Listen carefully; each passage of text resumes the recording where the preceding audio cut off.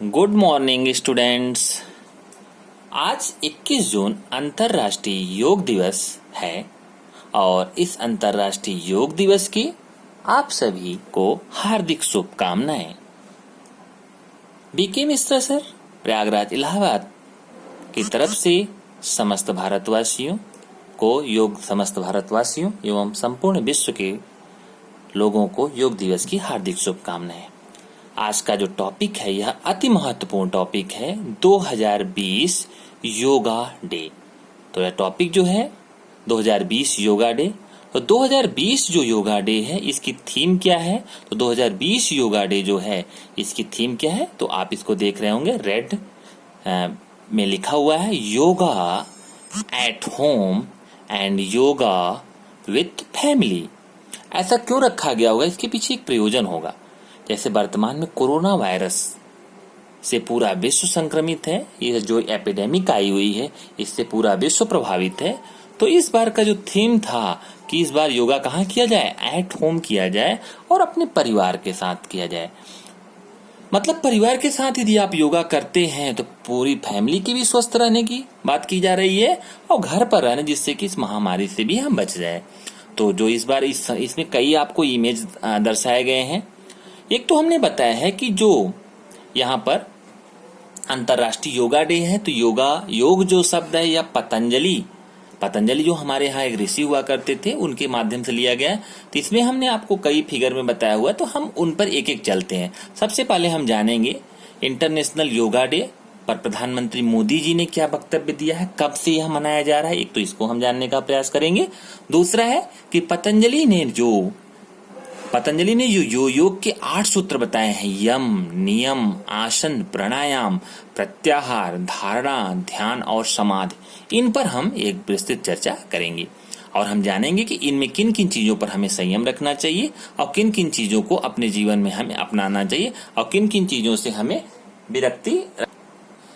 फिर आता है हमारे यहाँ आपके समझ एक और भी दिया हुआ है, बीके मिश्रा सर, प्रयागराज इलाहाबाद के नीचे आप देखेंगे तो वहां पर लिखा हुआ है भगवत गीता में योग के 3 प्रमुख प्रकार बताए गए हैं। योगस्थ कुरु कर्माणि संगम त्यक्त्वा धनंजय एक प्रसिद्ध पंक्ति है जो श्रीमद् भगवत गीता में आप देखते हैं, वहां पर आपको मिलता है। और गीता में बहुत सारी चीजें बताई कि हमें नियत कर्म करना चाहिए, फल की चिंता नहीं करनी चाहिए। तो गीता में कर्म के बारे में भी कहा गया है और नियत कर्म के बारे में भी कहा गया है। तो नियत कर्म के बारे में क्या कहा गया है? नियतम कुरु कर्मत्वम कर्म जायोरा कर्मण शरीर यात्रा पिचते प्रसिद्धेय कर्मण। नियतम कर्म कर्मत्वम कर्म जायोरा कर्मण शरीर यात्रा पिचते प्रसिद्धेय कर्मण। या श्रीमद् भगवत गीता की पंक्ति है, व्यक्ति को अपना नियत कर्म करना चाहिए। तो अपने डेली रूटीन में हम यहाँ पर क्या इससे अपना सकते हैं? योग को अपना सकते हैं। दूसरा आता है कि कर्म करना चाहिए और कर्म के साथ हमें फल की चिंता नहीं करनी चाहिए। कर्मण्येवाधिकारस्ते माँ फले सुखदाचना माँ कर्म फल हेतुर्मा नई संगो अस्ति कर्मण। तो यहाँ पर हम देख सकते हैं श्रीमद् भगवत गीता में 3 तरह के योग बताए गए हैं, कर्म योग, भक्ति योग और ज्ञान योग। तो इन तीनों योगों को हमें जीवन में अपनाना चाहिए और इसके माध्यम से हमें जीवन को और सुचारू रूप से करना चाहिए। कुछ ऐसे भी स्टूडेंट होंगे जो कि भी संस्कृत की पंक्तियों को अति तीव्रता के कारण नहीं समझ पाए होंगे, तो उसे एक बार फिर से वो सुन ले। नियतम कुरु कर्म त्वम कर्म जायो ह्रा कर्मणः शरीर यात्रा अपि च ते प्रसिद्धेय कर्मणः। एक तो है जिसमें नियत कर्म के बारे में बताया गया है कि सर्टेन टाइम ऑफ पीरियड में आपका वह एक कर्म होना चाहिए। दूसरा यह बताया गया श्रीमद् भगवत गीता में कि कर्म करना चाहिए और फल की चिंता नहीं करनी चाहिए। आपने देखा होगा सामान्य जनमानस में कर्म तो नहीं किया जाता लेकिन फल ही फल दिखता है कि यह होगा तो ऐसा होगा। तो इसके बारे में श्रीमद् भगवत गीता में क्या कहा गया? कर्मण्येवाधिकारस्ते माँ फले सुखदाचन माँ कर्म फल हेतुर्मा नई संगो अस्ति कर्मण। यह तो था श्रीमद् भगवत गीता में योग के 3 प्रमुख प्रकार। और अब हम इसी को और थोड़ा सा डिटेल में पढ़ने का प्रयास करते हैं। अब हम देखते हैं जो वर्तमान में इंटरनेशनल योगा डे 2020 मनाया जा रहा है, इंटरनेशनल योगा डे 2020। तो इसकी थीम को क्या कहते हैं? विषय वस्तु। इसकी थीम क्या है? तो थीम है the 6th international yoga day 2020 theme is yoga for health, yoga at home। ठीक है। तो 2020 में क्या है, घर पर कैसे रहें, योगा कैसे करें, बाहर न जाएं और घर पर ही रहकर विद फैमिली के साथ योगा करने की इसमें बात की गई है। तो अब इसी के साथ हम देख लेते हैं 2019 में क्या रही होगी थीम इसकी योगा डे की।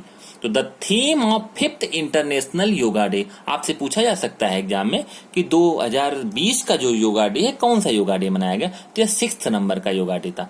तो 2019 का क्या था, या 5th नंबर का था इंटरनेशनल योगा डे। तो the theme of 5th international, the theme of fifth international yoga day 2019 is climate action in the United Nations. It will be declared a day before, that is on 20th June 2019, with yoga with the classes and followed by a panel of discussion on 20th June. तो यहाँ पर आपको बताया गया कि 5वां international yoga day 2019 की विषय वस्तु क्या थी और यह कब मनाया गया, या 20 को क्यों मनाया गया, 21 की जगह पर, इसके बारे में था। अब हम थोड़ा सा जान लेते हैं योग दिवस के बारे में। हमारे प्रधानमंत्री, जिनको कि पीएम भी कहते हैं, प्रधानमंत्री प्राइम मिनिस्टर पीएम मोदी का क्या स्टेटमेंट रहा।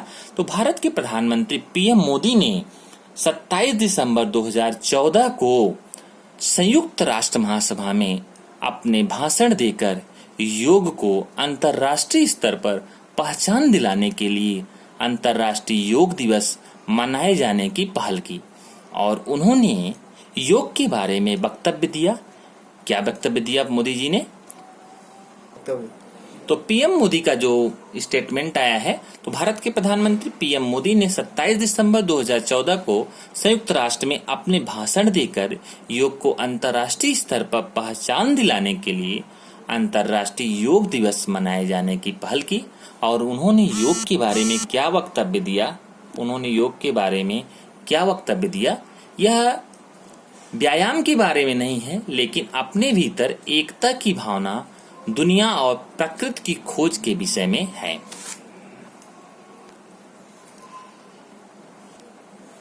भारत में योग के संस्थापक पतंजलि माने जाते हैं और पतंजलि के अनुसार योग के 8 सूत्र बताए गए हैं, जो निम्न प्रकार से हैं। पहला है यम। यम के अंतर्गत क्या कहा गया है? जो 8 सूत्र हैं, उन 8 सूत्रों का हमारे योग में बहुत अति महत्वपूर्ण योगदान है। इसके यम के अंतर्गत आता है सत्य बोलना, अहिंसा मतलब हिंसा नहीं करना, लोभ न करना मतलब लालच नहीं करना, विषयासक्त न होना अर्थात विषयों के प्रति अनुराग न होना, और स्वार्थी न होना, यह सब यम के अंतर्गत आता है। दूसरा है नियम। इसके अंतर्गत क्या आता है? तो नियम के अंतर्गत आता है पवित्रता, संतुष्टि, तपस्या, अध्ययन और ईश्वर को आत्मसमर्पण शामिल है। तीसरा आता है हमारा आसन। आसन के अंतर्गत क्या आता है? इसमें बैठने का आसन महत्वपूर्ण है। चौथा क्या है? चौथा हमारा है प्राणायाम। प्राणायाम के अंतर्गत किस तरह के योग की बात की गई? सांस को लेना और छोड़ना और स्थगित रखना इसमें अहम है।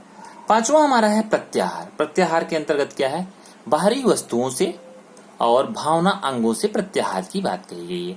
छठा हमारा तो है, इसमें एकाग्रता धारणा है छठा, और इसमें एकाग्रता अर्थात एक ही लक्ष्य पर ध्यान लगाना महत्वपूर्ण है।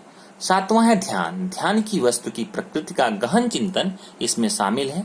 और आठवां है समाधि। इसमें ध्यान की वस्तु के चैतन्य के साथ विलय करना शामिल है।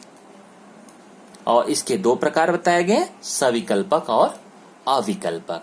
तो आज हमने देखा विश्व योगा डे।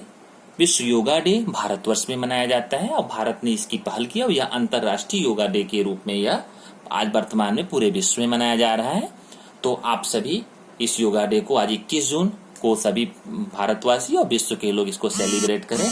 तो आपको यह वीडियो कैसा लगा, इस पर अपने कमेंट दें। और हमारे इस चैनल पर यदि आप नए हों तो इसको लाइक और सब्सक्राइब करें और इसे शेयर करें। Thanks for watching the